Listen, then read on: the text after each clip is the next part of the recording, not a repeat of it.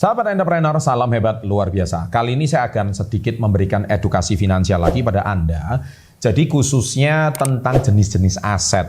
Nah, aset-aset Anda seperti tahu bahwa orang sukses itu mereka lahir dari punya aset, ya. Dan tidak banyak bagi Anda yang hari ini ketika mau sukses Anda tidak punya aset, itu keliru sekali. Jadi asetlah yang menghasilkan income selain pekerjaan Anda.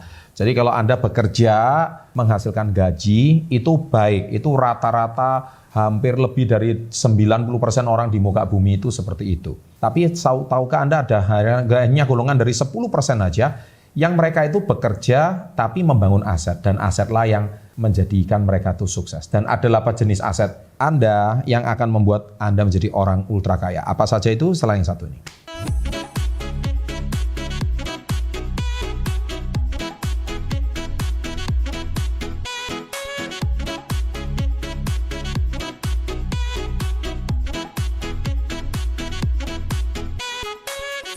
Oke, saya sebelum nonton video ini lebih jauh, saya sarankan Anda tolong tonton video ini, yaitu bagaimana Anda harus memahami 5 cara kerja uang supaya Anda itu bisa kaya raya.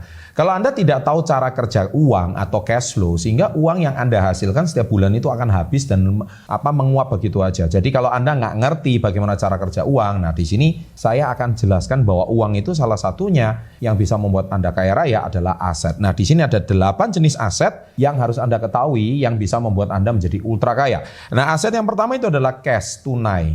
Tunai itu penting sekali karena kadang-kadang kebutuhan tunai itu sangat dibutuhkan, apalagi dalam kebutuhan sehari-hari. Ya, saya kira kalau Anda nggak punya tunai itu juga masalah. Jadi aset tunai itu juga penting, meskipun bukan menjadi aset yang paling utama. Nah, produk yang paling cocok untuk aset tunai itu biasanya adalah deposito kalau jenis tabungan. Tapi yang saya anjurkan di sini bukan tabungan deposito, tapi adalah menabung saham. Ya. Nah, yang kedua adalah aset rumah. Memang betul Robert Kiyosaki berkata bahwa rumah itu bukan aset tapi liability. Sudut pandang beliau tidak salah, karena kalau Anda invest banyak ke rumah, menurut saya rumah itu perlu dirawat. Itu statement beliau, sehingga rumah itu nggak bisa menghasilkan passive income, dan rumah itu harusnya direnovasi, disewakan baru menghasilkan. Nah kadang-kadang ongkos renovasi dan dikontrakkan rumah itu tidak sebanding dengan aset rumah. Jadi paling Anda mendapatkan capital gain. Capital gain itu adalah naiknya harga tanah, tapi bukan dari harga sewa. Tapi di Indonesia, rumah itu masih bisa dikategorikan aset. Kenapa? Karena Robert Kiyosaki itu bicara secara ekonomi dari Amerika. Tapi kalau di Indonesia masih bisa. Kenapa? Karena rumah itu termasuk, di Indonesia ini kan masih negara yang mau menuju negara maju.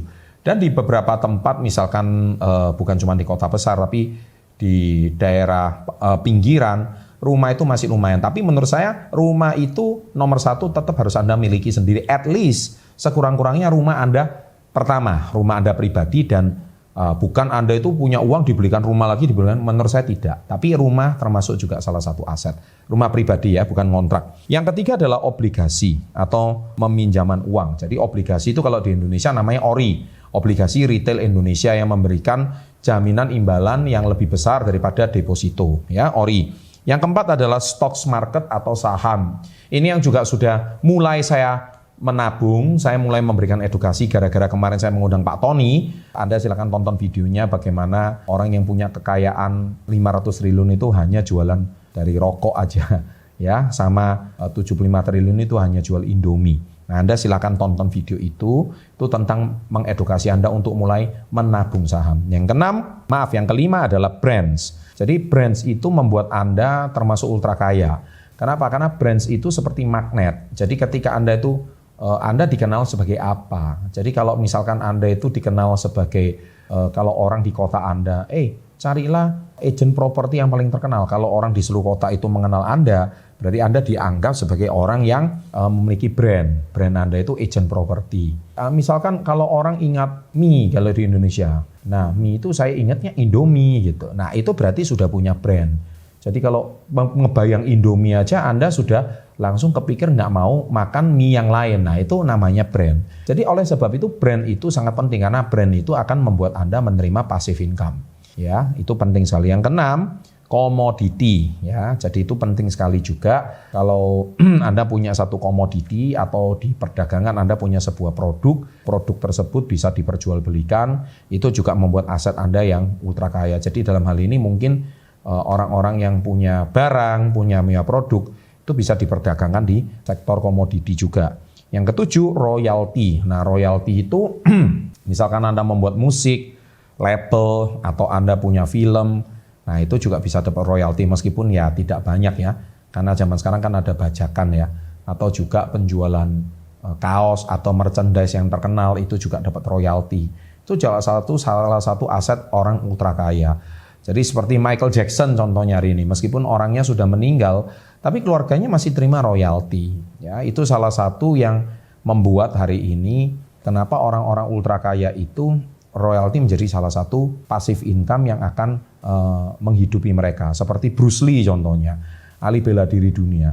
Nah, istri dari Bruce Lee dan putrinya beliau itu juga menerima royalti ya dari film Bruce Lee yang selalu diberitakan ataupun semua orang terinspirasi dari beliau, itu namanya royalti. Dan yang kedelapan adalah konten. Nah, jadi konten ini juga sangat penting di sosial media, baik itu konten Anda di YouTube, Instagram, atau platform sosial media manapun, konten yang Anda buat itu juga akan membuat Anda dicari. Jadi ketika orang mau mencari Anda informasi apapun, orang akan mencari Anda. Oke, sama seperti channel Success Before 30. Kalau Anda cari tentang bisnis, cari tentang topik finansial, Anda pasti subscribe channel kami, betul?